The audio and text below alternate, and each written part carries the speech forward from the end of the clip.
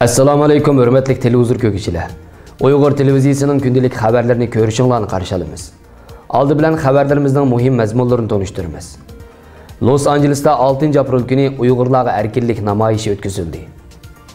Washington shahrida Uyg'urlarga erkinlik namoyishi o'tkazildi.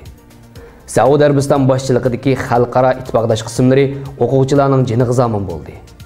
Ikki masalaga munosabatlik mulohiza. Xabarlarimizning oxirida marhum Uyg'ur shoiri Ro'zi Said haqida to'xtalamiz. Tövəndə diqqətinizə xəbərlərimizdən təfsili məzmunlarda bolsun. 6 aprel Los Angelesda o'tkazilgan Uyg'urlarga erkinlik namoyishisi. 2019 yılı 6 aprel günü Amerika Kaliforniya shtati Los Angeles shahri rayonlarida yashaydigan Uyg'urlar Dünya Uyg'ur qurultiyining chaqiriqiga ovoz qo'shib, biz Uyg'urlarga erkinlik namoyishisi o'tkazdi. Bu namoyish Hollywood shahrining eng qaynoq ko'chasi bo'lgan Hollywood yo'lining ikki tarafidagi piyodalar ko'chasida 1 kilometrdek oraliqqa mengib kelish, oraliqda to'xtab nutq so'zlash va yo'l bo'yi sho'arda ulash qatorliq faoliyatlarni o'z ichiga oldi.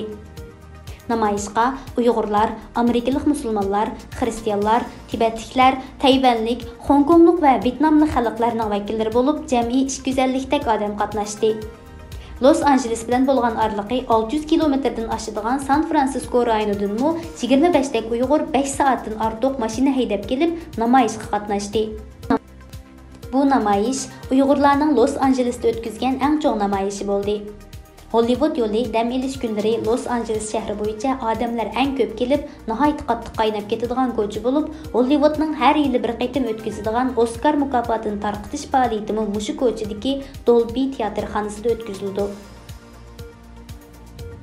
Xitoy teatrxonasi deb ataladigan sayohatchilar eng ko'p ko'radigan dangliq teatrxonasimi shu Dolby teatrxonasining yanida bo'lib, bu namoyishchilar mazkur teatrxonaning oldida 10 minutdan ortiq turib, Xitoy hukumatining Uyg'urlar ustidan yurgizayotgan irqiy qirg'inchilik jinoyatlarini ayblab, qattiq shuar to'ladi.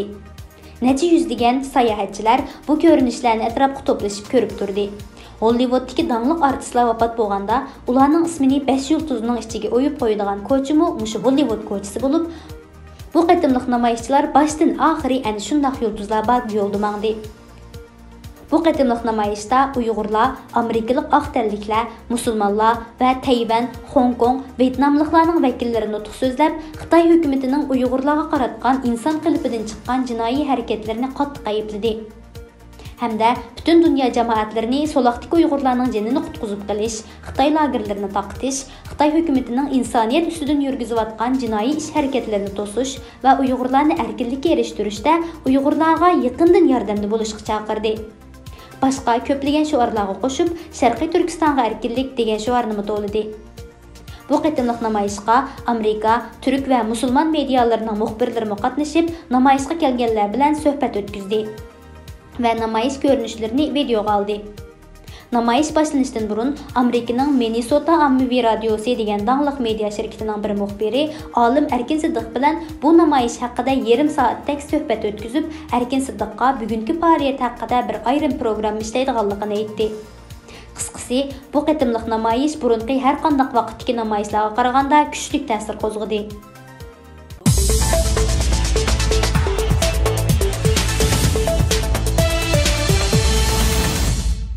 6 aprel günü Dünya Uyghur Qurultayı, Amerika Uyghur Birleşmesi, Uyghur İnsan Hakları Quruluş Teşkilatı, Berma Vazife Güçleri qatorliq teşkilatlar birleşip, Washington şəhərinin ən avod joylaridan bo'lgan Hürriyet meydanida o'tkazilgan Uyg'urlarni qutqizaylik temasida birlashma yig'ilish faoliyatini o'tkazdi.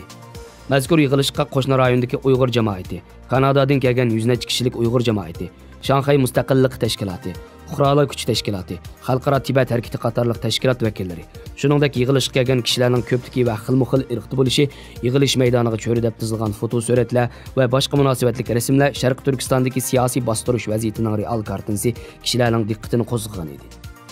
Munbarga isilgan milliondan ortiq Uyg'ur g'oyib bo'ldi. G'oyib ota-onalar, qarindoshlar, och singillar va do'stlarimiz qayerda degan zo'r plakat alohid ko'zga chiliqatdi. Dünya Uyghur Qurultayining ijroiya komitetining mudiri mazkur faoliyatning riyosatchisi Ömer Qanat oldi bilan Uyg'urlarning navbatdagi ahvoli haqida qisqacha ma'lumot berib, oldin faoliyatning Amerika davlat she'ri va Sharq Turkiston marshi bilan boshlanganligini jakarlagandan keyin Amerikadagi Uyg'ur o'smirlaridan O'g'izxon Asad sahnaga chiqib, Amerikaning davlat she'rini o'rinladi. Buning g'ulablash Sharq Turkiston marshi o'rindalganda kishilar yana bir qatim qo'llarini ko'ksiga qo'yib hurmat bildirdi. Dünya Uyghur Qurultayının rəisi Dolqun Aysa sözgə çıxdı. O sözüdə növbətli lagerlarda ezilayotgan milyonlagan Uyghurның azadlıq üçün bu xildəki fəaliyyətini davamlaşdırışның mühim əhəmiyyət ekanligini ta'kidladi. Arqadan Dünya Uyghur Qurultayının sabiq rəisi Rabia Qadir xanım sözgə çıxıb, Uyghurlar diyarındakı siyasi bastırışını dünyaga aşkarlagan axbarat sahəsiga öz rəhmətini bildirib, fəaliyyətə gələn Uyghurlarning hər birini vətəndəki Uyghurlarni hürlükə çıxarış hərəkətinin bir avangardi bo'lishga chaqirdi. Bu qitimki fəaliyyətni təşkillashga alohida kuch chiqargan Amerika Uyghur birlashmasining raisi Elshad Hasan, Berma vazifa kuchlari tashkilotining raisi Imom Malik Mujahid, Uyghur siyasi fəaliyyətçilərdən Roshan Abbas, Washington shahridagi Uyghur advokat Nuri Turkal qatorliq munosabatli kishilarmi ayrim muhim so'z qildi. Mazkur fəaliyyətga Amerika Davlat Majlisining a'zolaridan Marco Rubio, Christopher Semis, James McGovern, Tom Sozzi, Jennifer Winston, Andy Barr qatorliqlar o'zlarining bayonotlarini avatgan bo'lib, bu bayonotlar o'qib o'tilganda faoliyat uchun to'plangan ko'pchilik qizg'in olqish yangratdi. Bu qitimki yig'ilishga Amerikadagi Uyg'ur yoshlarimi faol ishtirok qildi. Lager shahidi Mehrigul Tursun o'z kechirmishlaridan ba'zi ahvollarni so'zlab berish orqali Uyg'urlarning navbatdagi ahvolini tasvirlab bergan bo'lsa, Uyg'ur korxonachilar to'rining qurg'uvchisi Quzzat Altay dadasining lagerga qamilishiga birlashtirgan holda navbatdagi zo'r tutqunning qaysi darajaga berib yetganligini ko'rsatib berdi. Firqat Javdat, Aliya Javdat, Minam qatorliqlarmi yoshlarga xos fidokorlik bilan sahnaga chiqib so'z qildi.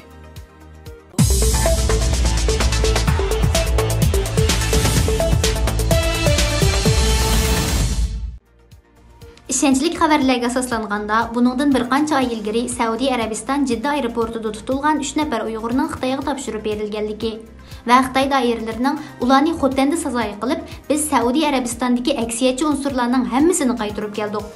Jungo aksil inqilobchilarni dunyoning qanday yerida bo'lsa-mu tutib kelalaydi deb tashviq qilish orqali ezilgan bichora xalqimizning yuragini qon qilgan. Xitoy doiralari sazoyi qilgan Uyg'urlarni biz Saudiya Arabistonda qolgan eng oxirgi Uyg'urlar edik. Hozir u joyda Uyg'ur qolmadi, hammamizni qaytarib keldi deb iqror qildirgan. Xitoylar bunday qilish orqali o'zining kuchini ko'z-ko'z qilib, xalqimizning yuraklarini laqt qilgan. Yevropadan bir guruh kishilar Jongoga berib, Sharqiy Turkistondagi amaliy ahvolni ko'rib kelish uchun yo'lga chiqadiganlik haqidagi xabar tarqalgandan keyin chet ellardagi ba'zi qarindoshlarimiz tuvandagi takliflarni o'tirg'a qo'ydi. Birinchi, Sharqiy Turkistonga boradigan Yevropalik hay'atni Sharqiy Turkistonning hozirgi ahvoli haqida to'liq materiallar bilan ta'minlash. Ikkinchi, Sharqiy Turkistonning har qaysi viloyat va nahiyalardagi turmalarni aniq o'rni va ismi bilan aytib berish. Har bir Uyg'ur o'zining nahiyasidagi turmalarning ismlarini va o'rnini biladi. Shunga har kim o'z yurtining ahvolini va turmalarini tafsiliy aytib berish. Üçüncü, Sharqiy Turkistonga boradigan Yevropalik hay'at yerlik xalq bilan suhbatlashish fursatiga ega bo'lish uchun qo'lidan kelganini qilishni talab qilish. To'rtinchi, Sharqiy Turkistonga boradigan Yevropalik hay'at amaliy ahvolni bevosita o'zlari egallashga tirishishni talab qilish.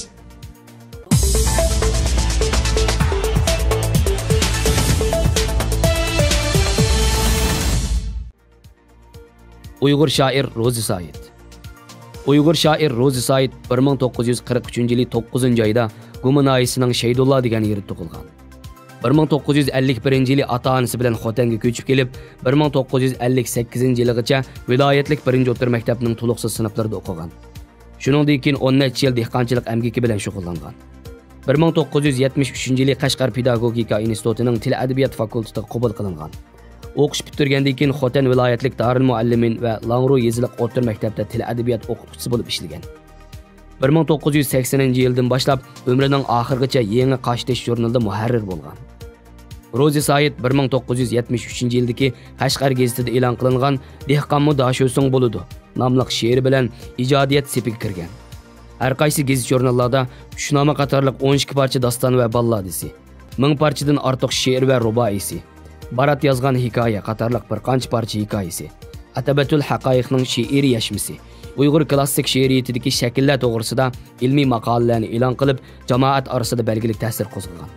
Qashtishining rivoyati. Bu qiz kimni tanlasin? Marhaba. Ah, uzoq so'zilgan tush.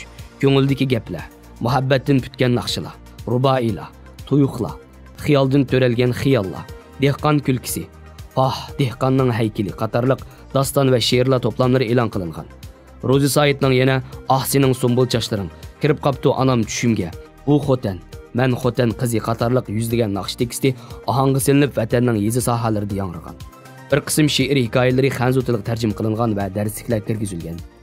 Rozi Saidning Dehqon yig'laydi, Tushnoma, Balalar pulg'izar, cheriklar badxash, Barat yozgan hikoya, Ipak yurtida No'ruz qatorliq doston, she'r, hikoya va televiziya badiiy san'at dramalari bu Jahon kangri, yo'l kangri nomli naqsh tekstlar qatorliq ko'plagan asarlari mamlakat, avtonom rayon darajalik ijodiyat mukofotlariga erishgan. Uning munavvar she'rlaridan tuzilgan Dehqon bu maqtas nomli qopliq unal g'ilintisi nashr qilinib, necha 10 ming nusxa tarqatilgan. Xalq shoiri Ro'zi Said 2001-yil 8-sentabr kasal sababi bilan Xotan shahrida vafot bo'ldi. Mərhum hayat vaqtida Məmləkətlik Azsonliq Millət Yazğıçıları İlmi Cəmiyyətinin Cungo Uyğur Mədəniyyət Tarixi İlmi Tədqiqat Cəmiyyətinin müdiriyyət əzası, Avtonom rayonluq til yazıqını qiliblashtirish ilmiy cəmiyyəti, Avtonom rayonluq 12 muqam tədqiqat ilmiy cəmiyyətinin əzası idi. Xalq shoiri Ro'zi Said munavvar asarlari bilan el qalbida mangu yashaydi. Xabarlarimizni ko'rganinglarga rahmat. Ko'rishgacha omon bo'linglar. Allohga omonat.